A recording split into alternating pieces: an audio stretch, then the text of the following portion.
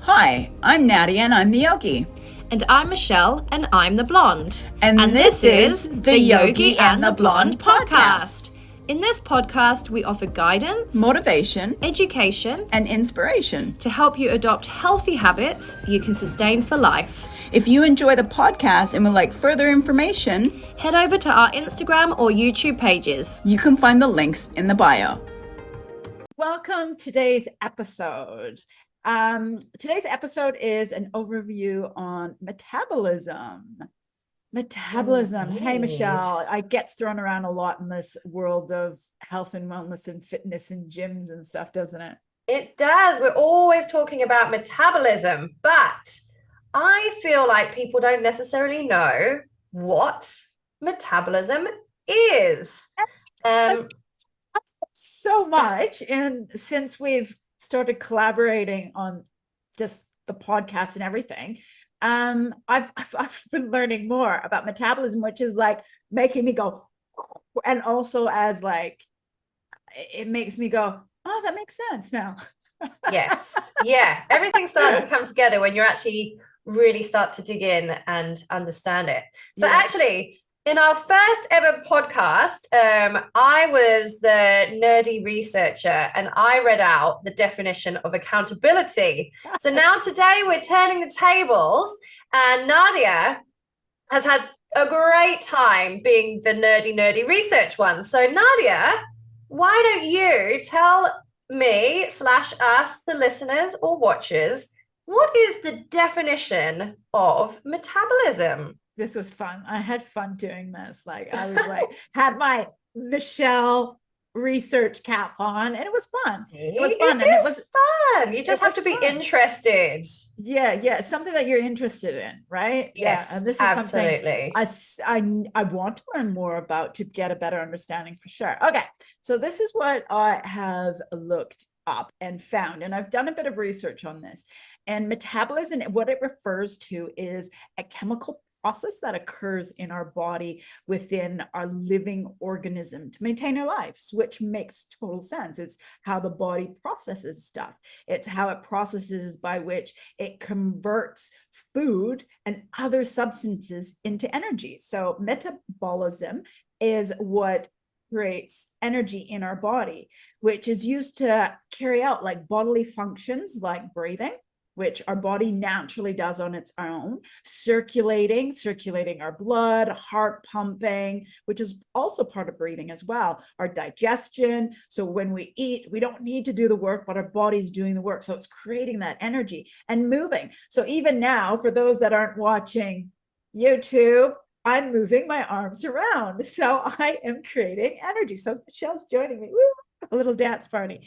And this is how our organs, our organ system of the body requires to fuel, and it builds its blocks to perform their function. So this is why it's so important to make sure we're eating good, nourishing food and not empty calories processed food, which we touched to the episode before this one, which was all about eating a sustainable budget eating. But we talked a lot about different things of like different levels of processing. Yeah. Process. Thank you, Michelle. It was fresh vegetables to frozen vegetables to canned to, and then we learned about the different types of processors: whole foods, processed foods.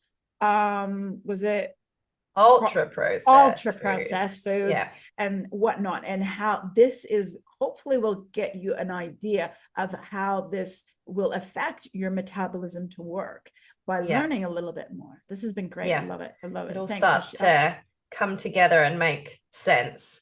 So what you just talked about, a lot of people might understand as your BMR. So a term that you might have heard is either BMR or RMR. So that stands for your basal metabolic rate or your resting metabolic rate. So that's exactly those things that you just talked about, the amount of energy that your body needs to exist. If you did nothing but lie down in your bed, not even moving your eyes, you still require energy, because all of those things that are happening within your body that you have no control over, they all require energy. So your basal metabolic rate, the absolute minimum amount of energy that you need to exist, is referred to as your basal metabolic rate or resting metabolic rate. Makes sense. Because if you think about females that are trying to get pregnant, or they're learning to figure out where they are in their cycle, it all has to do with energy, because it's how much what our temperature is as well, isn't it? Yeah. So your basal metabolic rate may change throughout the month, especially if you have a menstrual cycle that is heavily influenced by your hormones. So when we are menstruating, we actually require more energy. So and this is probably a subject, actually, just thinking now, the menstrual cycle itself is probably a topic for a whole podcast on its own. But as we go through our menstrual cycle, when we get into the luteal phase, which is a couple of weeks before we start our monthly bleed, you actually require more energy during that time, because your internal body temperature increases. So your BMI, your basic metabolic rate, can change throughout a cycle. And that's why you also need to be changing the way you work out during your cycle. But that's a different story, That's a totally different topic for another day. We'll write that down. We'll add that to the list. Add that to the list, Michelle. Yeah, that's a good idea. Now, that is back to metabolism. Metabolism. But it shows you how metabolism can be affected. It affects so many different things in the body, right? And when we think about that, like, let's think a little bit about the functions of the metabolism, right? We've got, when you think about the functions of the metabolism, there's two different types of main ways of two different types of metabolism, which they actually work at the same time. And it's a bit of a balancing act that they do together. And one is actually, it's building the tissues and energy stores, and that is called anabolism, which is, it's about you consuming the energy. And then the other one is about processing of the breakdown of the tissues and the energy stores that fuel the body and the functions, which is catabolism, which is the process and releasing of energy. Now, Michelle, can you elaborate a bit deeper into that? Yeah, so we are constantly within the body. There are processes happening constantly whereby we are growing new cells and our cells are dying. So we've got this constant cyclical thing happening where we're constantly breaking down but rebuilding. So I can't remember the stat, but there's a weird stat about your skin, how you lose skin at a certain rate. That's a bad story. That was a bad example. But you're constantly shedding skin. But you're constantly building back skin. So that's a really basic way of thinking about it. Our skin cells are dying off, but they're constantly regenerating as well. So like really good one that, like a snake. We are like snakes. A good one that's really relevant for us as personal trainers. When we exercise, we are putting our body into a catabolic state. We are stressing our muscle tissues and damaging them. And then the process of the repair is the anabolic stage. So exercise is catabolic. We're breaking muscles down. The repair and the recovery, which is why this is so important, is the anabolic state, when we're rebuilding back those muscles to be bigger and stronger. So it's constantly happening in our bodies. And the movement, but it's also the way that we were talking before this, like Michelle and I always tweaking on how we approach things, and we have a good discussion beforehand. And the discussion we talked about too was, I just tapped into his bodybuilding, but let's go to where you are. What did you say? You said when you're dieting, is like you're in a catabolic state. Catabolic state. Good. It's coming in. No. So dieting, if you are taking in less energy than you require, you are intentionally putting your body into a catabolic state because you want it to break down. You want to break down your stored energy, your excess fat that you have. You want to break that down because you generally that'll want use to, that, because that's it will, because of the yeah, fact that you're not consuming enough energy. It's going to burn off the extra storage. But then you yeah, also have to be careful, because there is a fine line when sometimes it'll even tap into your muscles, won't it? yes, yeah, yeah, absolutely. And this is where you want to really be careful when you're dieting. It's why you generally don't recommend eating super, super, super low calories, because if you're eating less than what your actual basal metabolic rate is, then you don't have enough energy for your body to actually just exist. Yeah. So then you start taking energy from your fat stores, but then you start taking energy from your muscle stores. Your body starts breaking itself down. And then, this is a dark place to go all of a sudden. But, when people pass away from starvation or from an eating disorder, it's because they have started to break down into their organs. So, your body will eat itself in the absence of energy in order to try and stay alive. But in saying that, I'm going to counteract this a little bit. I don't want people thinking that they need to stuff their face and that they shouldn't fast, because there's so much studies that showing fasting is really good for you, but there's a good way of doing it. And we'll talk that again. That's another episode we can talk about, because fasting is good. But there's always protocols, and there is the correct way of doing it, which makes it effective. And I was talking with a colleague, that both Michelle and I work with, and he was introducing to me of dry fasting, which that means no water, nothing. So, and that was interesting. And again, that was designed by a doctor, and there's studies again showing, but again, it all depends where you're at. For myself, like I'm perimenopause, I would not fast. Fasting for me right now is not good for anybody who's in perimenopause, because your body is already in a stress state. That's going to put it even more in a stress state. So that's why some people, it works really great for them. Again, it depends on the genetics, what's going on with your body, if you have any underlying illnesses you're not aware of, or any autoimmune diseases or anything like that, right? So please take everything with a grain of salt, and knowing that anything that we say is generalization, and everybody's body is unique. So it's going to approach it very differently as well. So it's not one thing that's going to fix everything. So just take it with a grain of salt and talk to a profession and get some help through this, because it is, when we look at any exercise, any workouts, any diets, it's good to have someone who is their profession. So this is why between Michelle and I, Michelle's the one who's done the studies in nutrition. So this is why Michelle's teaching us in this. And this is great, because I'm learning and I'm expanding my knowledge, which is awesome. So I just wanted to state that, just so people that are aware that it's not one size fits all. So it's fun. And hopefully that didn't come across as me saying, don't eat anything, you will lose weight, because you will, but that's not the point. You will also lose your life. So don't take it in that way. This is just an extreme example of explaining how the body will look to sources for energy if you don't provide sources. So it's something that can be influenced in different ways.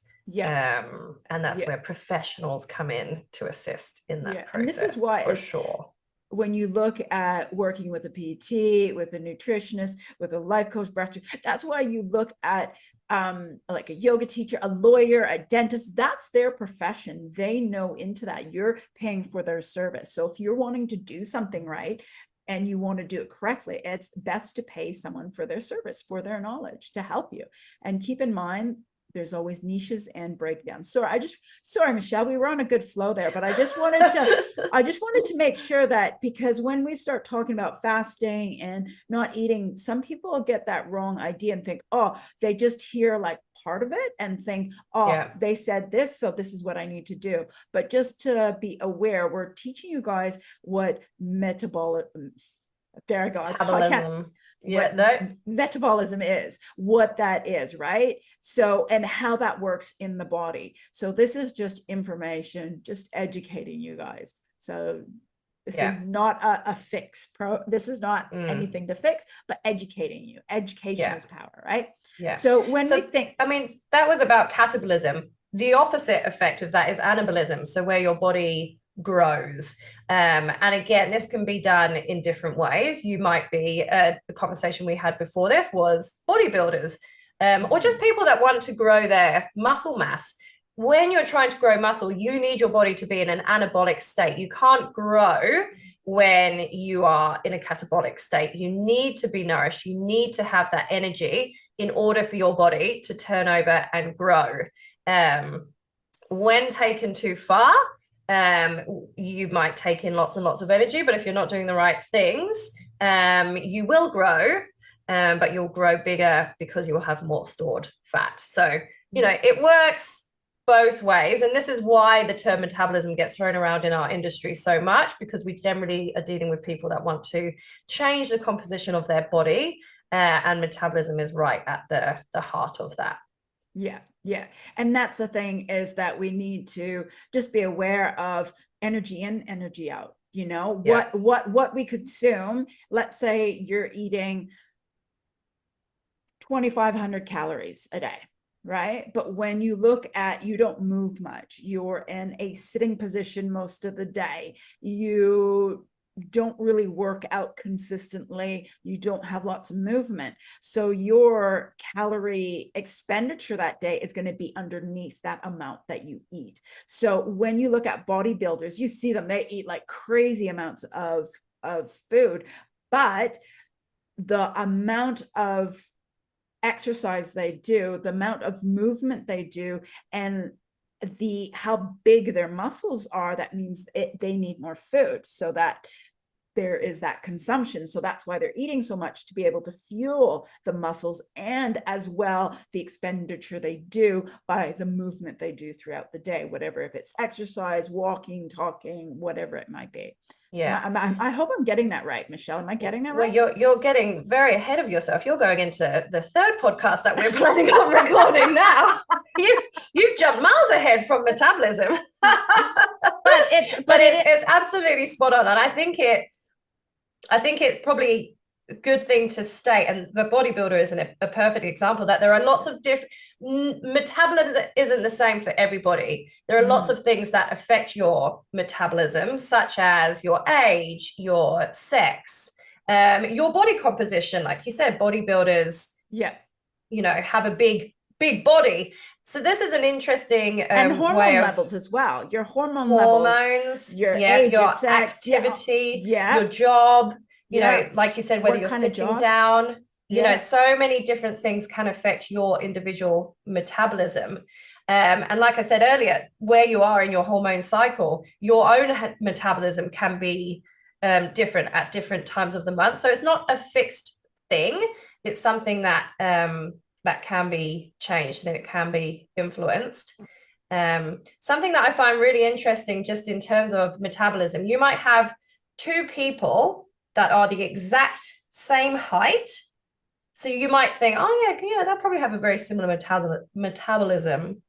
But if one of them had 10% body fat and the other one had 40% body fat, even though they're the same height, the person that has more muscle mass will require more energy. So we'll have a higher metabolism than the person that has more fat mass, because muscle is something that requires more energy to maintain, to just exist, than fat does. So if they were the same height, so the more muscle you have, the more energy you need to exist. So and build muscle, baby. That's why you'll see people build muscle. You can eat more. That's why I do, but why I try to build muscle, because I love food. Oh, that's a good idea. That's a good idea. I like that. But it's quite interesting, and it's just to even learn that, and it gets a better understanding of how that works. So just think about what you are consuming and how much movement you are doing. In our next episode following this one, we are going to be talking about a little bit more about movement. So keep an eye on that. Now, also the metabolic, there's also metabolic disorders that can affect your metabolism. I can't say it. Close, nearly. Close. Your metabolism. There we go. Now, there's things like such as your diabetes. So since I've got a kidney disease, they always, keep a watch out for diabetes for me.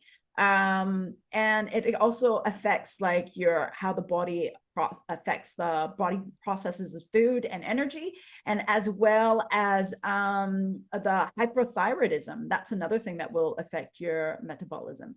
So just be keeping in mind if something goes out of whack, just check in with your doctor, like go see your physician, get some test work done if something seems out of normal. And I know for myself, I put on a bit of extra weight around the stomach, but I do know that's perimenopause, and that's something I'm working out on. I'm trying to figure out what is going to work for my body, what is going to work for me, because a few different factors, like we said, like affects your hormones travels through your blood, and having a kidney disease does affect the hormones as well. So it's like double whammy there. So just being mindful of that, not being so hard on myself. So that's something to be mindful of, it, bringing that mindfulness into your metabolism. Mindfulness and metabolism. Metabolism. Yeah. There I go. I really like metabolism. Metabolism. I like metabolism better. Than metabolism. Own it. Make it happen. It's the new word of metabolism is metabolism. Okay. I think we've covered pretty much everything today, haven't we? Yeah. I just want to say one more thing about metabolism. I love this. I think it's quite a funny little stat.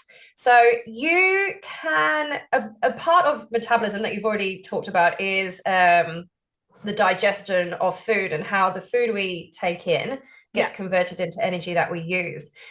So something that I love, celery. Have you ever heard this? Celery. I love celery. A lot of people don't love celery. I love celery. Celery takes more energy to digest and consume than it contains.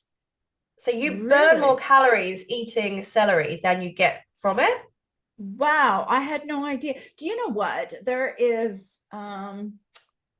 the medical medium. Yeah, the medical medium by Anthony Williams. Sorry, I'm looking at a book, and Anthony Williams gets you to do a lot of people have done very well with is juicing celery, and helping to clear the skin and to help with digestive problems and various things.